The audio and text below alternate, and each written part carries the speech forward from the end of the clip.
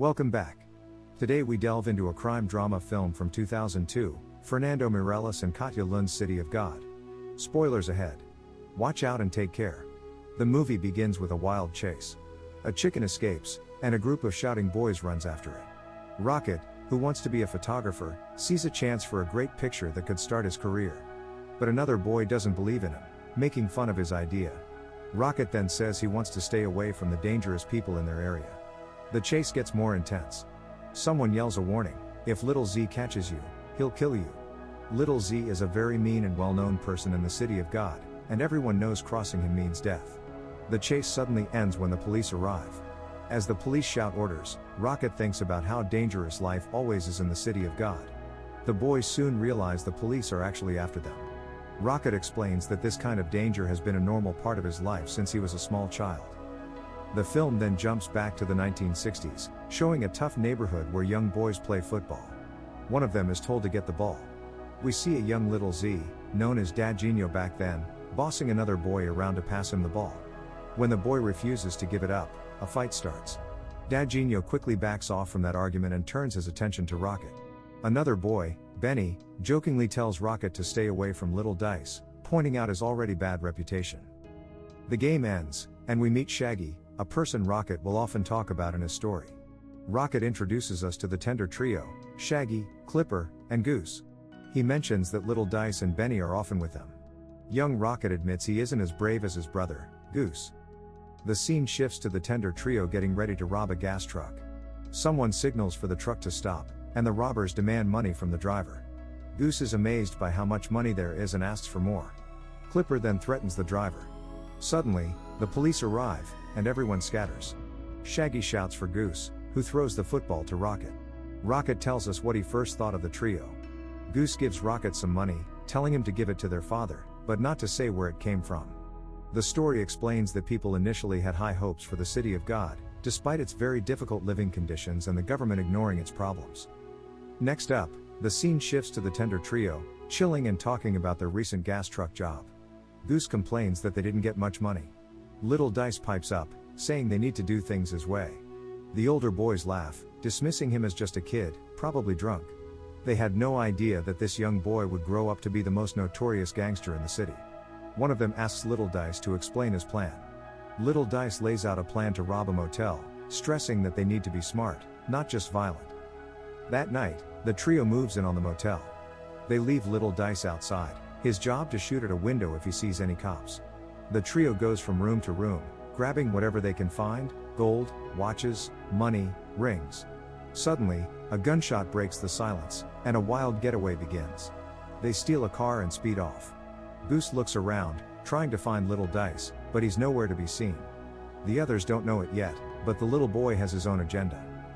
The stolen car isn't in great shape, and they end up crashing it into a bar. The trio warns everyone who saw what happened to keep their mouths shut. As they try to escape on foot, Goose twists his ankle. To keep from slowing the others down, one of the trio volunteers to run in a different direction, creating a distraction. The other two, Clipper and Goose, head for the woods. When the police arrive, everyone is too scared to say which way the robbers went, except for one guy, Shorty. The police search, but they can't find Clipper and Goose, who are hiding in a tree. It's the middle of the night, which doesn't help. The film cuts to Shaggy, the last of the trio. Trying to distract the police, he knocks on a door and asks the people inside if he can hide in their house. They agree. The next morning, Clipper and Goose are still up in that tree. Looking back on his life, Clipper tells Goose that the gangster life isn't for him. He wants out. He wants to leave that world behind and join the church. Fast forward 3 months, and the police are still hot on the trail of the Tender Trio. But life has changed for the boys. Clipper has found a new path, giving his life to God and joining the church. Goose, meanwhile, is back on the streets of the favela, but now he's selling fish with his brother for their father. Shaggy, however, has found himself entangled in a different kind of life. He's fallen deeply in love with the daughter of the woman who sheltered him. But his new love isn't happy. She starts complaining that Shaggy just lies around in bed all day, with no job. He tries to explain, telling her that no one gets rich working a regular job, and that he would have made a ton of money from the motel robbery if things hadn't gone wrong. But then she drops a bombshell. That's why the police are still looking for you, she insists, because of the deaths at the motel that night. The truth hits Shaggy hard. He snaps at her, completely surprised, saying they never killed anyone at the motel. He yells that the police are lying, and that they even caught Little Dice because of those lies. Shaggy's girlfriend stands firm.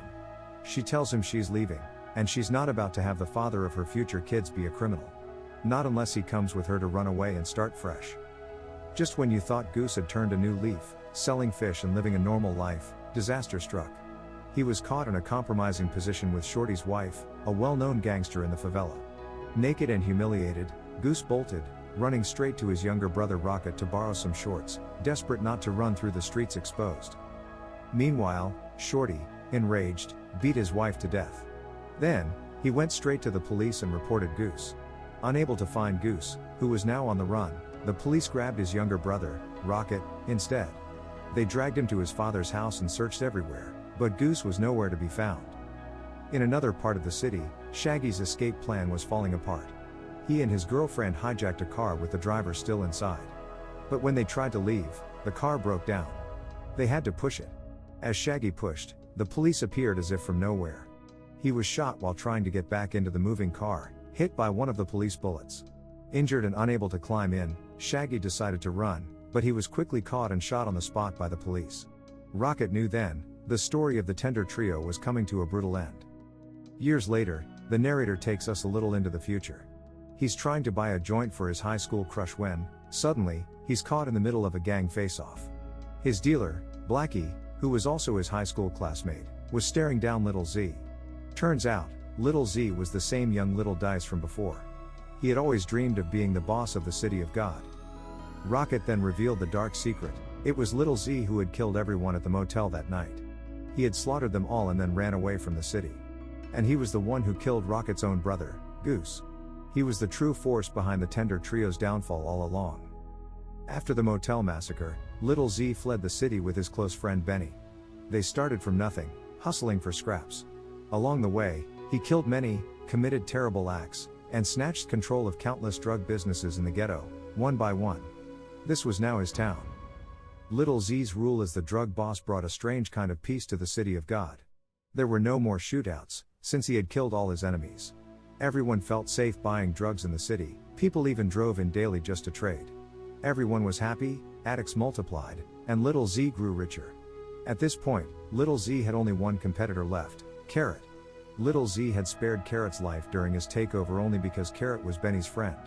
Now, Little Z worried Carrot was causing trouble in the ghetto. Benny, ever the calmer one, told him to relax, reminding him he couldn't wipe out everyone. Meanwhile, a new chapter unfolds for Benny. We find him hanging out with Blackie when a young man named Tiago, who is addicted to drugs, shows up. Tiago wants to trade his father's wristwatch for drugs with Blackie. After Tiago leaves, Benny follows him. He wants to know where Tiago gets his cool designer clothes and asks if Tiago can help him buy some. Benny hands over some money, and they even measure him to make sure the clothes will fit. The very next day, Tiago delivers the designer clothes and shoes to Benny. Benny is thrilled. They start hanging out together, and Tiago introduces him to some of his other friends. When Benny returns to their neighborhood, Little Z jokes about his new clothes, saying Benny looks like a groovy, cool, stylish person. At this point, Benny becomes the coolest guy in town. He starts giving away drugs, paying for people's drinks, making everyone happy. Little Z is the complete opposite. He's still feared, but Benny is loved. In fact, Benny is the main reason there's any peace between Little Z and Carrot. Little Z always wants to kill Carrot, but he can't because Carrot is Benny's close friend. And people like Benny a lot more than they like Little Z. But Little Z has one big obsession. He wants to be the undisputed boss of the ghetto. Carrot is the only thing standing in his way, and Little Z is looking for any excuse to take over Carrot's drug business. One day, Little Z confronts Carrot about the Runts kids. These were young boys who didn't follow the rules of the ghetto. They would mug people and rob bakeries, especially in Carrot's area. Little Z tells Carrot to control his territory and not let the Runts cause trouble, because it attracts the police, which is bad for business. Carrot quickly sees through Little Z's words. He tells Little Z that he's not a fool and knows Little Z is just using the Runts as an excuse to try and take over his business. Just as things get heated, Benny steps in to calm them down. He nicely tells Carrot to find a solution for the Runts kids, showing his power to keep the peace. Chaos erupts in Carrot's territory.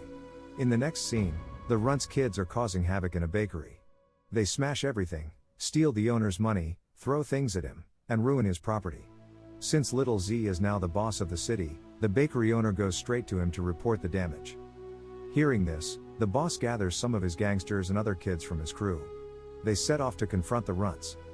Meanwhile, the Runts kids are gathered at a hangout spot, planning their next move.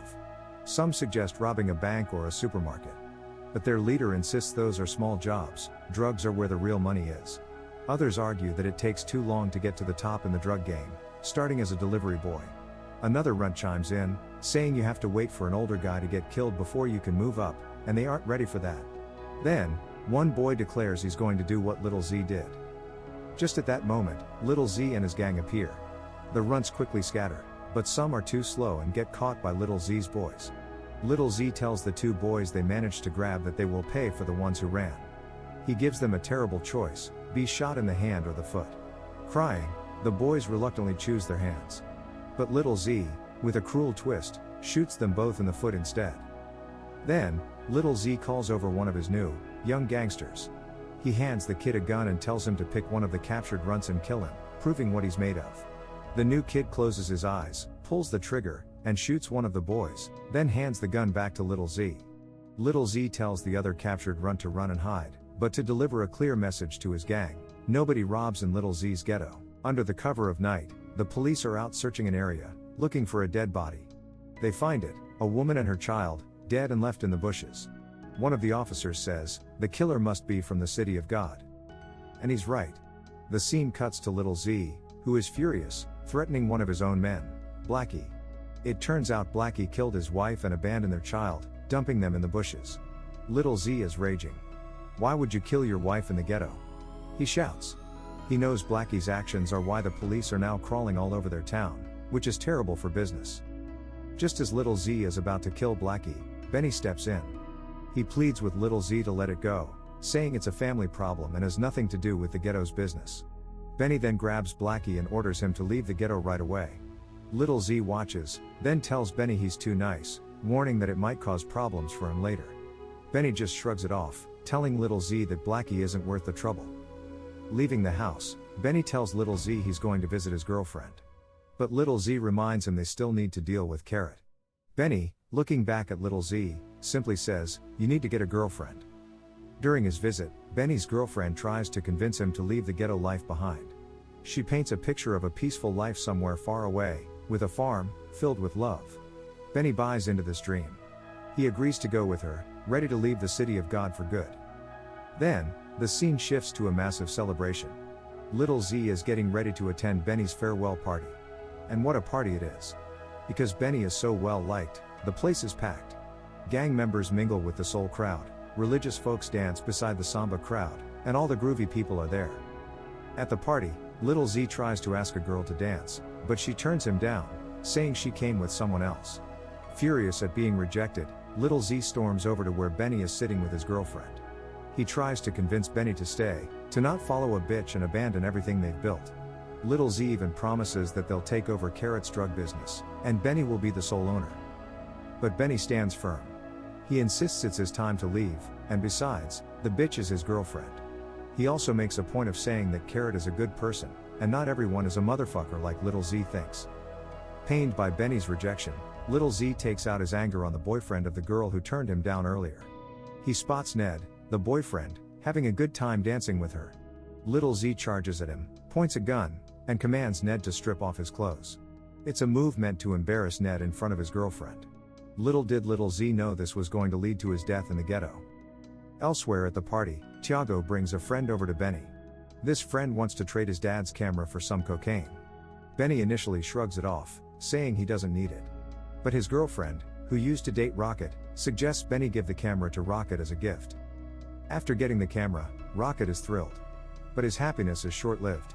Little Z spots them hugging and, out of spite, pushes Rocket away, snatching the camera.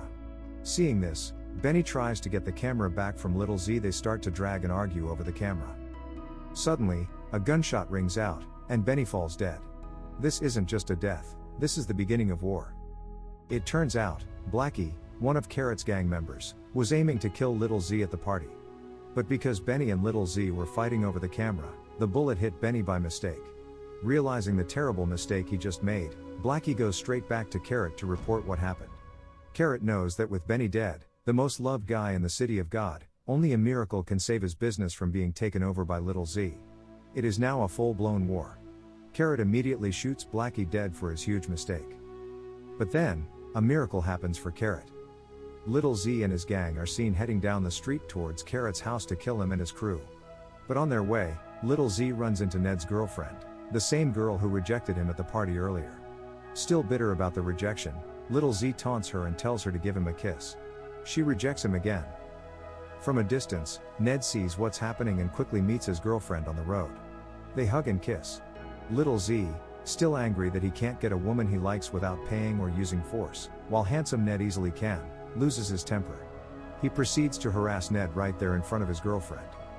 That same night, Little Z goes back to try and kill Ned. Upon reaching Ned's house, Little Z calls him outside. But Ned's younger brother comes out instead. The younger brother, pretending to plead with Little Z, tries to stab him up close. He only manages to stab Little Z in the hand. In revenge, Little Z's gang opens fire on the brother and then on the house, killing Ned's family, his uncle and younger brother. They gun down their whole house. This was a miraculous twist for Carrot. Because of his injured hand, Little Z couldn't go to Carrot's territory that night after all. Carrot sees this as a perfect chance to bring Ned into his gang, to fight against Little Z. Driven by a burning rage, Ned snatched the gun Carrot offered him that very night. He stormed Little Z's base, where Little Z was getting his hand treated, and began shooting wildly. He managed to kill one of Little Z's gang members. Surprisingly, Ned's bold act earned him huge support from the people of City of God. They felt like they had found a hero in him. They praised him, told him to hide, and took care of him. Next, in an attempt to gather allies against Knockout Ned, Little Z sent a message to Carrot. If Carrot could kill Knockout Ned, Little Z would spare his drug territory. In a dramatic twist, Knockout Ned was already with Carrot. Though he hadn't fully agreed to join them yet, hearing Little Z's message convinced him. He made it clear he wasn't interested in drugs, only in killing Little Z. His one condition was that they would not kill innocent people. With their new alliance formed, Ned and Carrot began preparing for war against Little Z. They robbed gun stores, hit banks, and killed people along the way. Slowly, Knockout Ned became a true criminal. He even killed someone at a bank who tried to shoot Carrot. Ned became the best shooter in the gang. One bullet from Knockout Ned was worth 10 from Little Z's crew. The war was now in full swing. The ghetto turned into a hell.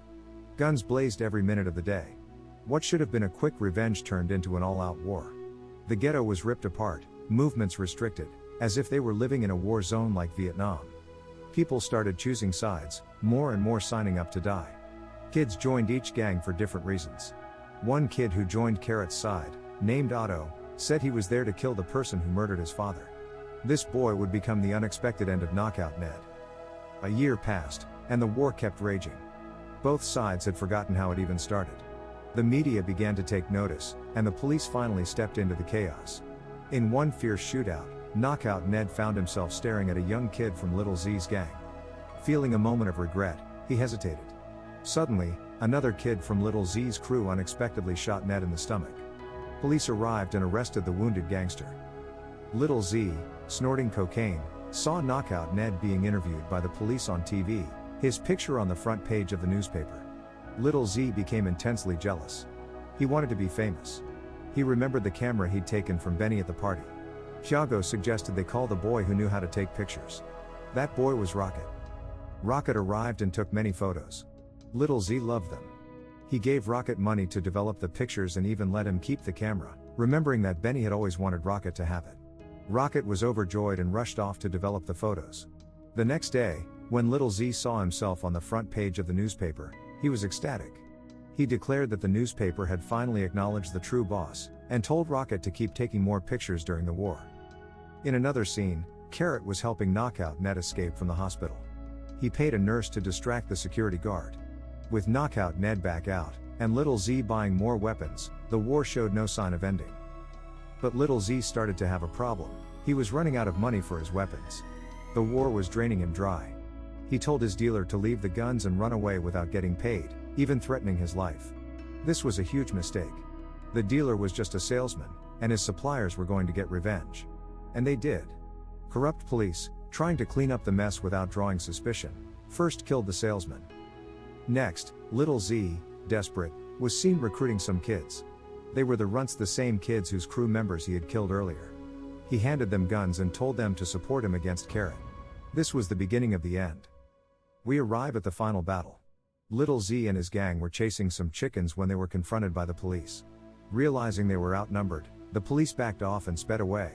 Little Z, seeing a photo opportunity, told Rocket to take pictures. While Rocket was taking photos, Knockout Ned, Carrot, and the rest of their crew ambushed Little Z's gang. They killed some of his members, and a massive shootout exploded. Shattered and in chaos, everyone fled, killing each other as they ran. Knockout Ned spotted Little Z with a gang member driving a gas truck.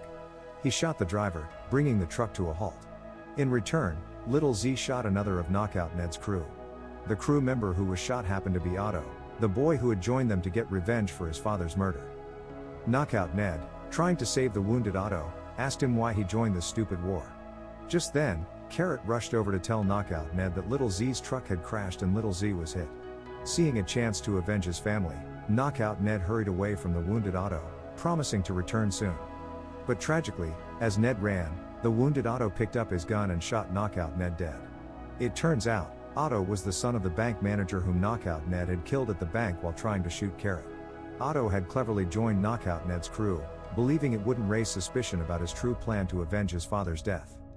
Just as Carrot and his crew reached Little Z to finish him, the police arrived. They arrested Carrot and his crew. They also arrested Little Z, but because they were corrupt and paid by Little Z, they took him to a corner, collected their owed money, and then released him. Unfortunately, the Runts kids showed up. They gathered around Little Z, who, unsuspecting, was giving orders about robbing a few stores to get his business running again, since they had joined his gang. But the Runts kids had another plan. They wanted what Little Z had, and they weren't ready to wait for the normal way to climb the drug business ladder.